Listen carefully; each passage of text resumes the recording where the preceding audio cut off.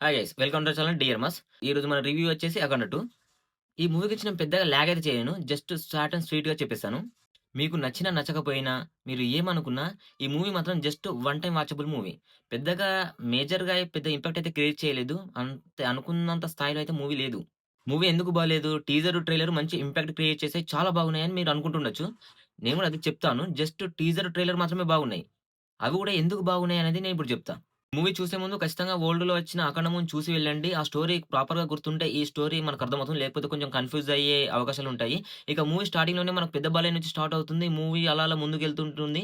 Movie story పరంగా okay అనిపిస్తుంది. తీసుకున్న ప్లాట్‌ఫార్మ్ ఓకే అనిపిస్తుంది. కానీ మూవీ వెళ్తున్న రన్‌వే కరెక్ట్‌గా లేదనిపిస్తుంది. కొన్ని కొన్ని సీన్స్ అయితే ఎందుకో అర్థం కాదసలు. విలన్స్ ఎందుకొస్తున్నారు? అక్కడ ఫైట్స్ ఎందుకు జరుగుతున్నాయో అర్థం కాదు. కొన్ని మన సీనియర్ బాలయ్య గారి సీన్స్ ఉంటాయి. ఆ సీన్స్ అయితే చాలా ఓవర్ యాక్షన్‌గా అనిపిస్తాయి.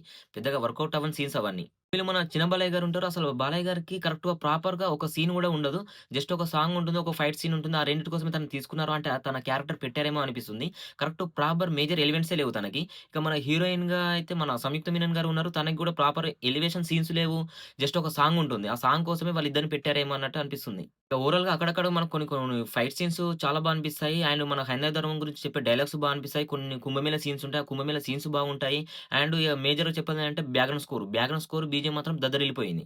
మూవీలో మేజర్‌గా వర్కౌట్ అయింది మాత్రము కొన్ని సీన్స్ అక్కడక్కడ కొన్ని కొన్ని సీన్స్ ఉంటాయి. అవి కూడా మనం వెతుక్కోవాల్సొస్తది. ఇక్కడొక సీన్ బావుంది. అక్కడొక సీన్ బావుంది. అక్కడొక సీన్ బావుంది అని వెతుక్కోవాల్సొస్తది. ఇక మేజర్ ఇంపాక్ట్ మూవీ అయినా అంటే బీజీఎం, బ్యాక్‌గ్రౌండ్ స్కోర్ ఇవి మాత్రం చాలా బాగా వర్కౌట్ అయ్యాయి. మేజర్ ఇంపాక్ట్ మాత్రం ఇవే చూయిస్తాయి. ఇక మనకు టీజర్, ట్రైలర్ ఎందుకు బాగున్నాయి అనిపిస్తాయంటే ఇప్పుడు నేను చెప్పాను కదా! అక్కడొక సీన్, ఇక్కడొక సీన్, ఇక్కడొక సీన్ బాగున్నాయని.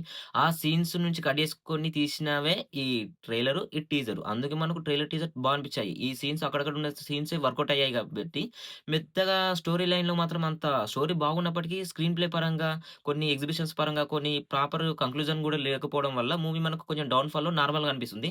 అందుకే చెప్పాను just one time watchable movie. ఫ్యామిలీతో వెళ్లి చూడొచ్చు. చూడండి చూడాలనుకుంటే మాత్రము. జస్ట్ వన్ టైమే అనిపిస్తుంది. మనం చూసిన పెద్దగా ఇంపాక్ట్ క్రియేట్ చేయలేదు. మన రికార్డ్స్ బద్దలయ్యేలా లేదు అనే ఫీలింగ్ అయితే ఉంటుంది. ఇప్పటికైతే ఇది గైస్ మన బాలయ్య బాబు గారి మూవీ జస్ట్ షార్ట్ అండ్ స్వీట్‌గా చెప్పేసాను మూవీ ఎలా ఉందో. మీరు ఏమనుకుంటున్నారో కింద కామెంట్‌లో చెప్పేయండి. అండ్ నెక్స్ట్ రివ్యూలో మళ్ళీ కలుద్దాం. Thank you. By by.